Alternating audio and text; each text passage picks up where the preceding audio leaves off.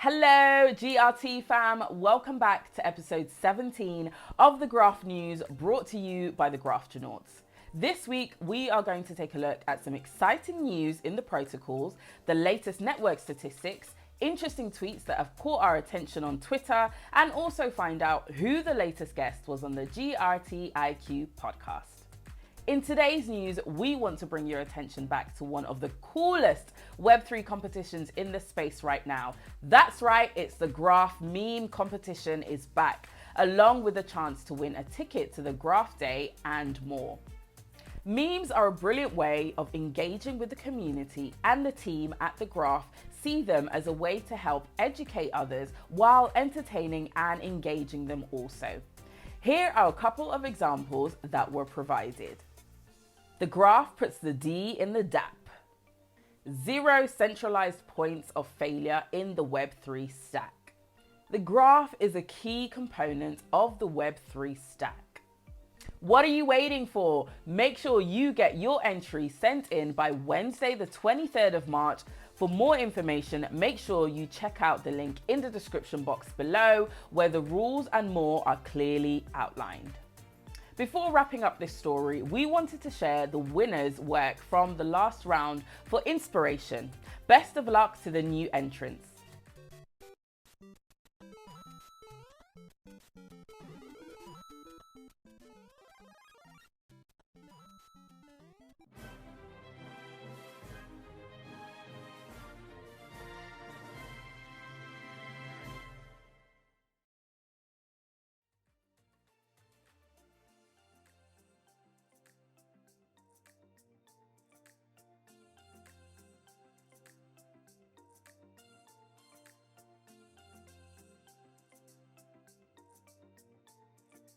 That's all for protocol news this week, but let's take a look at some of the latest network statistics from the last 7 days.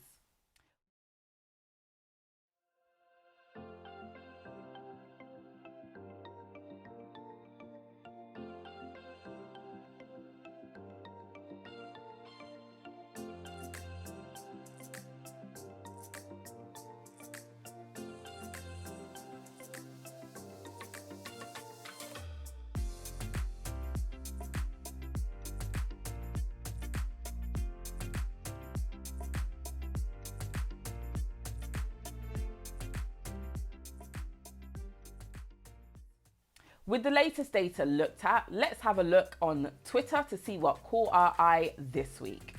We begin with this tweet from Block Square, described as an Ethereum-based platform built to power hundreds of tokenized real estate marketplaces worldwide. Here we see their appreciation of the indexers who are on their subgraphs, making their DeFi projects possible.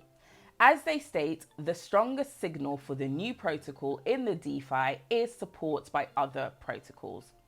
As you are well aware, Graph Protocol takes the idea of decentralization, teamwork, and support very seriously. So it's great to see other projects in the space recognize this and laud the team and the community for their efforts. This is what the future of blockchain infrastructure looks like. In this next tweet, we see one of the recent winners of the in-person hackathon that took place at the recent Ethereum Denver meetup.